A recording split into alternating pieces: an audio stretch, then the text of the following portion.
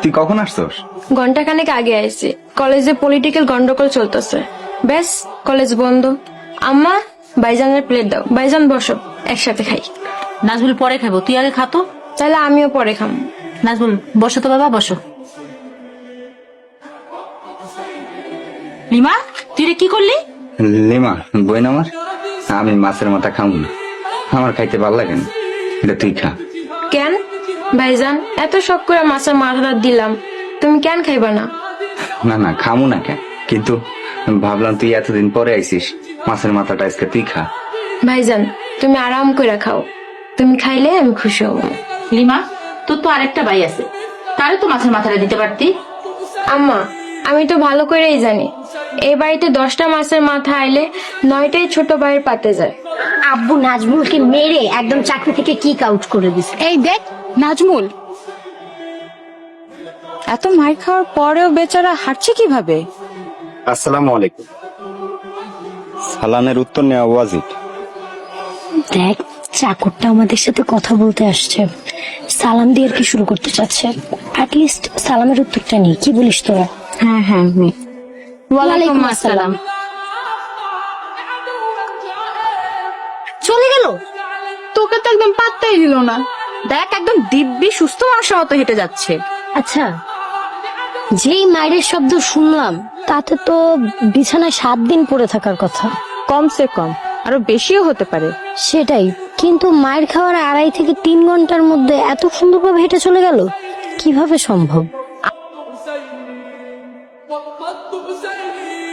কি ব্যাপার, তুমি আমার ঘরে আইছো কে? আমাদের না ঘর আলাদা করে দিছে?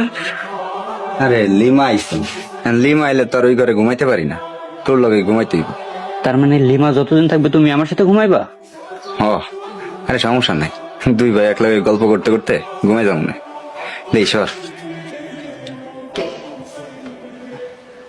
কি হইছে? তুমি কি, তোমার ফোন বাজতাছে, তোমার কোনো খবর নাই, ফোন ধরো। নাজমুল, আসসালামু আলাইকুম। আপা এত রাইতে আপনি, কোনো সমস্যা হয়েছে? ওয়ালাইকুম আসসালাম। আসলে ঘটনা হয়েছে কি নাজমুল, আমরা 3 বান্ধবী মিলে চুপে চুপে বাসা থেকে বের হয়েছিলাম। এখন তো আর বাসায় ঢুকতে পারতেছি না, তুমি একটু আসো না প্লিজ। তুমি না আসলে আমরা 3 জন মেয়ে সারা রাত রাস্তায় রাস্তায় কাটাতে হবে। প্লিজ তুমি একটু আসো, কারণ আব্বা আম্মু জানে আমরা এখন ঘরে ঘুমাচ্ছি। কিন্তু আমি আইসা এখন কি করব? তুমি দেয়াল টপকে আমাদের বাড়িতে ঢুকে মেন গেটটা খুলে দিবে। আমাদের কাছে চাবি আছে, কিন্তু মেন গেট তো ভিতর থেকে লাগানো। তুমি যদি এখন না আসো তাহলে কি হবে? আর আমি জানি তুমি আমার উপর রেগে আছো, তার জন্য আমি তোমার কাছে হাত জোড় করে মাফ চাচ্ছি। এখন তুমি আমাদের শেষ ভরসা, প্লিজ তুমি একটু ম্যানেজ করে আসো। হ্যাঁ স্যার, ঠিক আছে, আমি আসতেছি।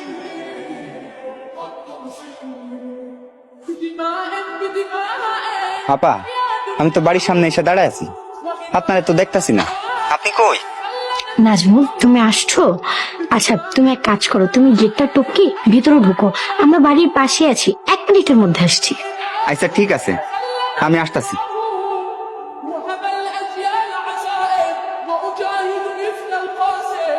আল্লাহ মারে, আপা মানে মারতাছেন কেন? আমি আপনার কি ক্ষতি করছি? আমার অপরাধ কি?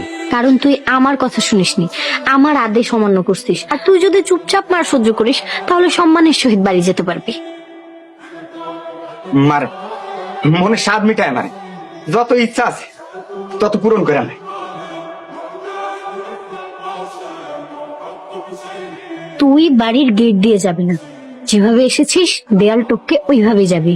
আর খবরদার আব্বু আম্মুকে যদি মায়ের কথা বলিস তাহলে তোর একদম জান নিয়ে নিব। চল।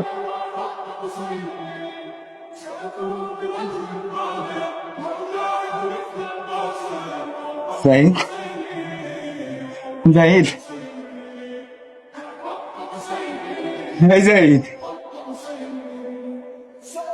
ভাই, আমি আইসা পড়ছি, দরজাটা খুল না।